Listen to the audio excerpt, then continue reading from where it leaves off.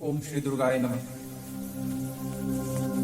प्रथम चैत्र के ब्रह्मा ऋषि, महाकाली देवता, गायत्री छंद, नंदा शक्ति, रक्तदंतिका बीज, अग्नि तत्व और ऋग्वेद स्वरूप है। श्री महाकाली देवता की प्रसन्नता के लिए प्रथम चैत्र के जप में विनियोग किया जाता है। भगवान विष्णु के सो जाने पर मधु और कैटभ को मारने के लिए कमल जन्मा ब्रह्मा जी ने जिनका स्तवन किया था, उन महाकाली देवी का मैं सेवन करता हूँ। वे अपने 10 हाथों में खड़ग, चक्र, गदा, बाण, धनुष, परिघ, शूल, भुषुंडी, मस्तक और शंख धारण करती हैं। उनके 3 नेत्र हैं। वे समस्त अंगों में दिव्य आभूषणों से विभूषित है। उनके शरीर की कांति नीलमणि के समान है तथा वे 10 मुख और 10 पैरों से युक्त है। मार्कंडेय जी बोले, सूर्य के पुत्र सावर्णी जो 8वें मनु कहे जाते हैं, उनकी उत्पत्ति की कथा विस्तार पूर्वक करता हूँ, सुनो। सूर्य कुमार महाभाग सावर्णी भगवती महामाया के अनुग्रह से इस प्रकार मनवंतर के स्वामी हुए, वही प्रसंग सुनाता हूँ। पूर्व काल की बात है। स्वारोचिष मनवंतर में सुरथ नाम के एक राजा थे, जो चैत्र वंश में उत्पन्न हुए थे। उनका समस्त भूमंडल पर अधिकार था। वे प्रजा का अपने औरस पुत्रों की भांति धर्मपूर्वक पालन करते थे। तो भी उस समय कुला विध्वंसी नाम के क्षत्रिय उनके शत्रु हो गए। राजा सुरथ की दंड नीति बड़ी प्रबल थी। उनका शत्रुओं के साथ संग्राम हुआ। यद्यपि कुला विध्वंसी संख्या में कम थे, तो भी राजा सुरथ युद्ध में उनसे परास्त हो गए। तब वे युद्धभूमि से अपने नगर को लौट आए और केवल अपने देश के राजा होकर रहने लगे। किंतु वहां भी उन प्रबल शत्रुओं ने उस समय महाभाग राजा सुरथ पर आक्रमण कर दिया। राजा क्षीण हो चला था, इसलिए उनके दुष्ट, बलवान एवं दुरात्मा मंत्रियों ने वहां उनकी राजधानी में भी राजकीय सेना और खजाने को हथिया लिया। सुरथ का प्रभुत्व नष्ट हो चुका था, इसलिए वे शिकार खेलने के बहाने घोड़े पर सवार वहां से अकेले ही एक घने जंगल में चले गए। वहां उन्होंने विप्रवर मेधा मुनि का आश्रम देखा, जहां कितने ही हिंसक जीव परम शांत भाव से रहते थे। उन्हीं के बहुत से शिष्य उस वन की शोभा बढ़ा रहे थे। वहां जाने पर मुनि ने उनका सत्कार किया और वे उन मुनि श्रेष्ठ के आश्रम पर इधर उधर विचरते हुए कुछ काल तक रहे। फिर ममता से आकृष्ट चित्त होकर वहां इस प्रकार चिंता करने लगे, पूर्व काल में मेरे पूर्वजों ने जिसका पालन किया था, वही नगर आज मुझसे रहित है। पता नहीं मेरे दुराचारी भृत्यगण उसकी धर्मपूर्वक रक्षा करते हैं या नहीं। जो सदा मद की वर्षा करने वाला और शूरवीर था, वह मेरा प्रधान हाथी अब शत्रुओं के अधीन होकर न जाने किन भोगों को भोगता होगा। जो लोग मेरी कृपा, धन और भोजन पाने से सदा मेरे पीछे पीछे चलते थे, वे निश्चय ही अब दूसरे राजाओं का अनुसरण करते होंगे। उन अव्ययी लोगों के द्वारा सदा खर्च होते रहने के कारण अत्यंत कष्ट से जमा किया हुआ मेरा वह खजाना खाली हो जाएगा। ये तथा और भी कई बातें राजा सुरथ निरंतर सोचते रहते थे। एक दिन उन्होंने वहां विप्रवर मेधा के आश्रम के निकट एक वैश्य को देखा और उससे पूछा, भाई तुम कौन हो? यहाँ तुम्हारे आने का क्या कारण है? तुम क्यों शोकग्रस्त और अनमने से दिखाई देते हो? राजा सूरज का यह प्रेम पूर्वक कहा हुआ वचन सुनकर वैश्य ने विनीत भाव से उन्हें प्रणाम करके कहा। वैश्य बोला, राजन, मैं धनियों के कुल में उत्पन्न एक वैश्य हूं। मेरा नाम समाधि है। मेरे दुष्ट स्त्री पुत्रों ने धन के लोभ से मुझे घर से बाहर निकाल दिया है। मैं इस समय धन, स्त्री और पुत्रों से वंचित हूँ। मेरे विश्वसनीय बंधुओं ने मेरा ही धन लेकर मुझे दूर कर दिया है। इसलिए दुखी होकर मैं वन में चला आया हूँ। यहाँ रहकर मैं इस बात को नहीं जानता कि मेरे पुत्रों की, स्त्री की और स्वजनों की कुशल है या नहीं। इस समय घर में कुशल से रहते हैं अथवा उन्हें कोई कष्ट है। वे मेरे पुत्र कैसे हैं? क्या वे सदाचारी हैं अथवा दुराचारी हो गए हैं? राजा ने पूछा, जिन लोभी स्त्री पुत्र आदि ने धन के कारण तुम्हें घर से निकाल दिया, उनके प्रति तुम्हारे चित्त में इतना स्नेह का बंधन क्यों है?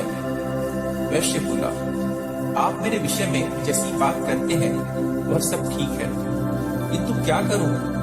मेरा मन निष्ठुरता नहीं धारण करता। जिन्होंने धन के लोभ में पड़कर पिता के प्रति स्नेह, पति के प्रति प्रेम तथा आपके जन के प्रति अनुराग को तिलांजलि दे मुझे घर से निकाल दिया है, उन्हीं के प्रति मेरे हृदय में इतना स्नेह है। महामते, गुणहीन बंधुओं के प्रति भी जो मेरा चित्त इस प्रकार प्रेम मग्न हो रहा है, यह क्या है? इस बात को मैं जानकर भी नहीं जान पाता। उनके लिए मैं लंबी सांसें ले रहा हूँ। मेरा हृदय अत्यंत दुखित हो रहा है। उन लोगों में प्रेम का सर्वथा अभाव है, तो भी उनके प्रति जो मेरा मन निष्ठुर नहीं पाता, इसके लिए क्या करूं? मार्कंडेय जी कहते हैं, ब्राह्मण तदंतर राजाओं के श्रेष्ठ सुरथ और वह समाधि नामक वैश्य दोनों साथ साथ मेधा मुनि की सेवा में उपस्थित हुए और उनके साथ यथा योग्य न्यायानुकूल विनयपूर्ण बर्ताव करके बैठे। तत्पश्चात वैश्य और राजा ने कुछ वार्तालाप आरंभ किया। राजा ने कहा, भगवान, मैं आपसे एक बात पूछना चाहता हूँ, उसे बताइए। मेरा चित्त अपने अधीन न होने के कारण वह बात मेरे मन को बहुत दुख देती है। जो राज्य मेरे हाथ से चला गया है, उसमें और उसके संपूर्ण अंगों में मेरी ममता बनी हुई है।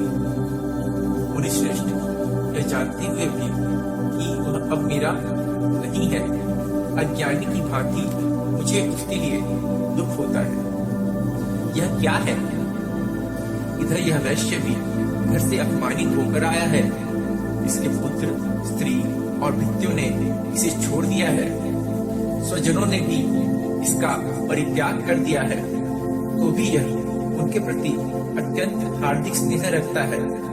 इस प्रकार यह तथा मैं दोनों ही बहुत दुखी हैं।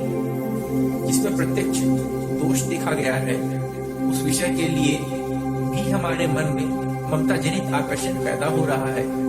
महाभाग, हम दोनों समझदार हैं, तो भी हमने जो मोह पैदा हुआ है, यह क्या है? विवेक शून्य पुरुष की भांति मुझमें और इसमें भी यह मूर्खता प्रत्यक्ष दिखाई देती है। ऋषि बोले, महाभाग, विषय मार्ग का ज्ञान सब जीवों को है। उसी प्रकार विषय भी सबके लिए अलग अलग है। कुछ प्राणी दिन में नहीं देखते और दूसरे रात में ही नहीं देखते, तथा कुछ जीव ऐसे हैं जो दिन और रात्रि में भी बराबर ही देखते हैं। यह ठीक है कि मनुष्य समझदार होते हैं, किंतु केवल वे ही ऐसे नहीं होते। पशु, पक्षी, मृग आदि सभी प्राणी समझदार होते हैं।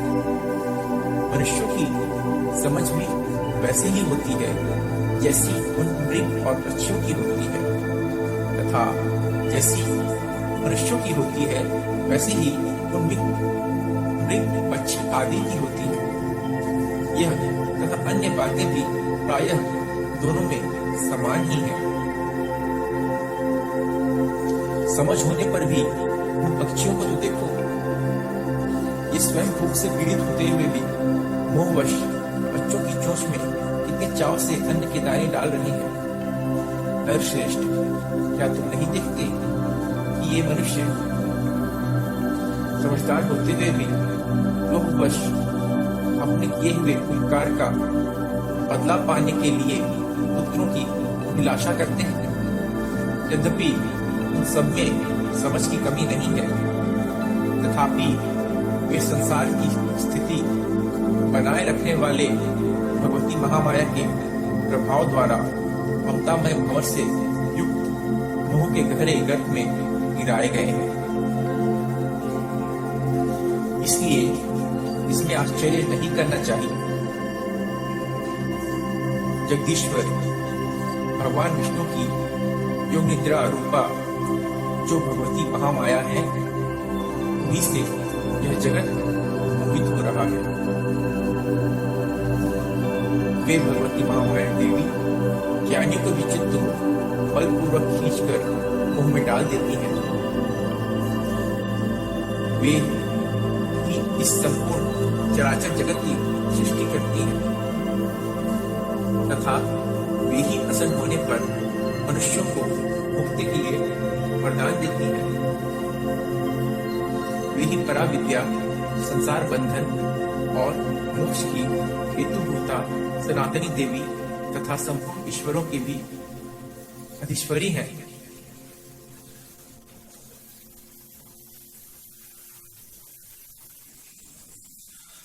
राजा ने पूछा, भगवान, जिन्हें आप महामाया कहते हैं, वे देवी कौन हैं?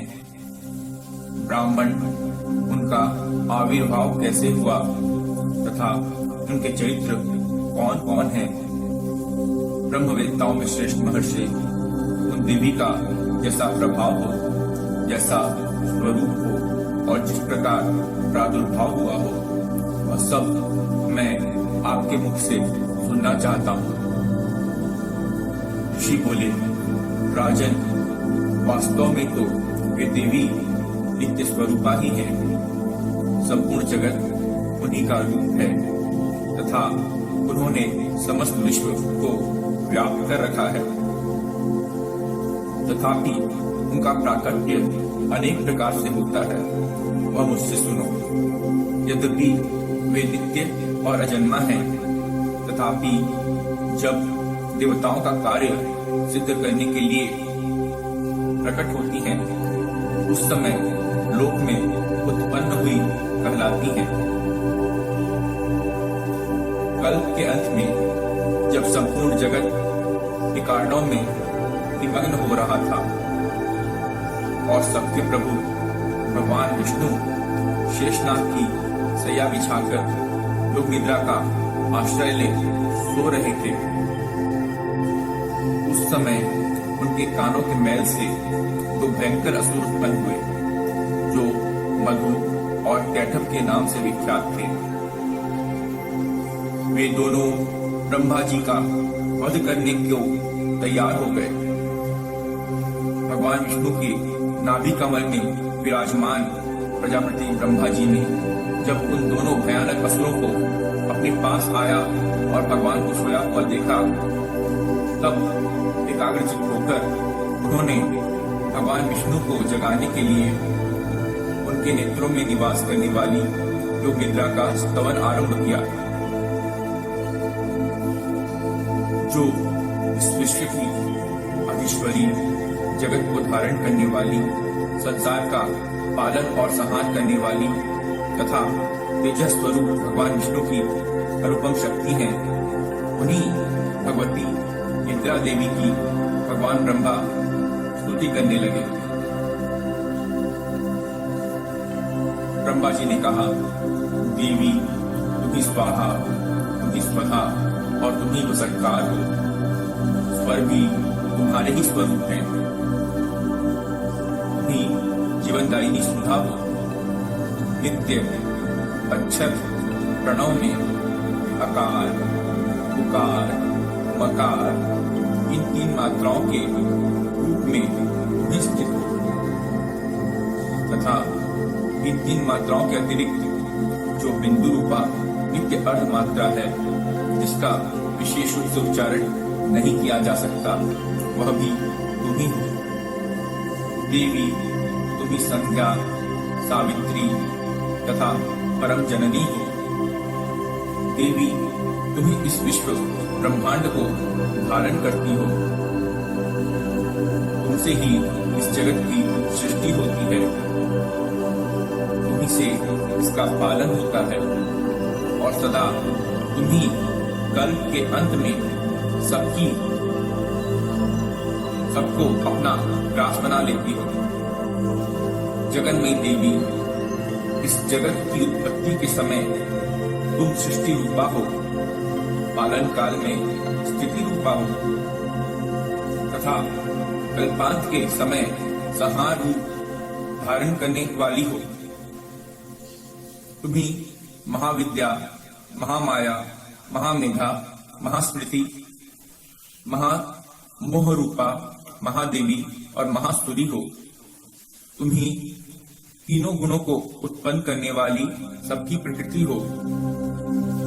भयंकर काल रात्रि, महारात्रि और मोहरात्रि भी तुम्ही हो। तुम्ही श्री, तुम्ही ईश्वरी, तुम्ही हिम और तुम्ही बोध स्वरूपा बुद्धि हो।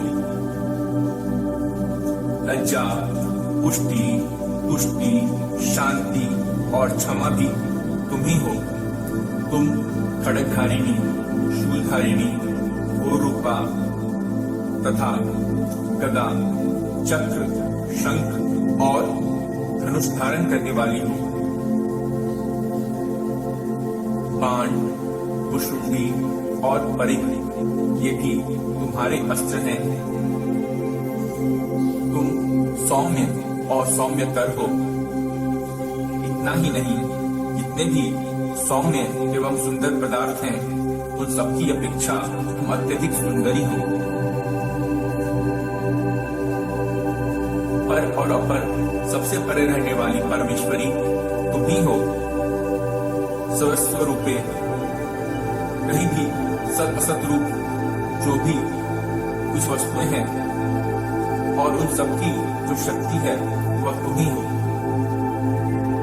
ऐसी अवस्था में तुम्हारी स्थिति क्या हो सकती है? जो इस जगत की सृष्टि, पालन और संहार करते हैं, उन भगवान को भी जब तुमने निद्रा के अधीन कर दिया है, तब तुम्हारी स्तुति करने में यहाँ कौन समर्थ हो सकता है? मुझको, भगवान शंकर को तथा भगवान विष्णु को भी तुमने ही शरीर धारण कराया है। अतः तुम्हारी स्तुति करने की शक्ति किसमें है? देवी, तुम तो अपने इन उदार प्रभावों से ही प्रशंसित हो। ये जो दोनों दुर्धर्ष असुर मधु और कैटभ हैं, इनको मोह में डाल दो और जगदीश्वर भगवान विष्णु को शीघ्र जगा दो। साथ ही इनके भीतर इन दोनों महान असुरों को मार डालने की बुद्धि उत्पन्न करो। ऋषि कहते हैं, राजन, जब ब्रह्मा जी ने वहां मधु और कैटभ को मारने के उद्देश्य से भगवान विष्णु को जगाने के लिए तमोगुण की अधिष्ठात्री देवी योग निद्रा की इस प्रकार स्तुति की, तब वे भगवान के नेत्र, मुख, नासिका, बाहु, हृदय और वक्षस्थल से निकलकर अव्यक्त जन्मा ब्रह्मा जी की दृष्टि के सामने समक्ष खड़ी हो गई। योग निद्रा से मुक्त होने पर जगत के स्वामी भगवान जनार्दन उस एकारणों के जल में शेषनाग की सैया से जाग उठे। फिर उन्होंने उन दोनों असुरों को देखा। वे दुरात्मा मधु और कैटभ अत्यंत बलवान तथा पराक्रमी थे और क्रोध से लाल आंखें किए ब्रह्मा जी को खा जाने के लिए उपयोग कर रहे थे। तब भगवान श्री हरि ने उठकर उन दोनों के साथ 5000 वर्षों तक केवल बाहुयुद्ध किया। वे दोनों भी अत्यंत बल के कारण उन्मत्त हो रहे थे।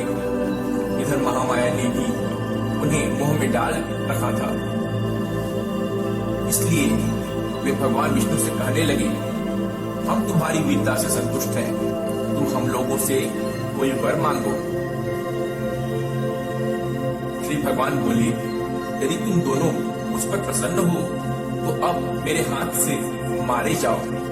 बस इतना सा ही मैंने वर मांगा है, यहाँ दूसरे किसी वर से क्या लेना है।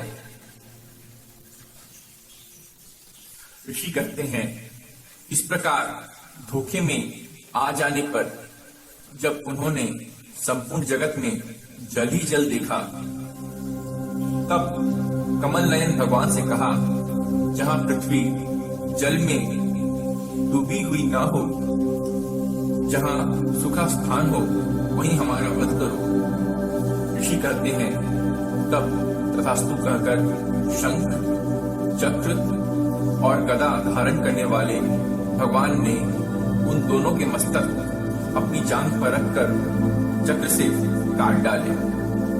इस प्रकार ये देवी महामाया ब्रह्मा जी की स्तुति करने पर स्वयं प्रकट हुई थी। अब पुनः तुमसे उनके प्रभाव का वर्णन करता हूँ, सुनो। ओम नमः चंडिकाय।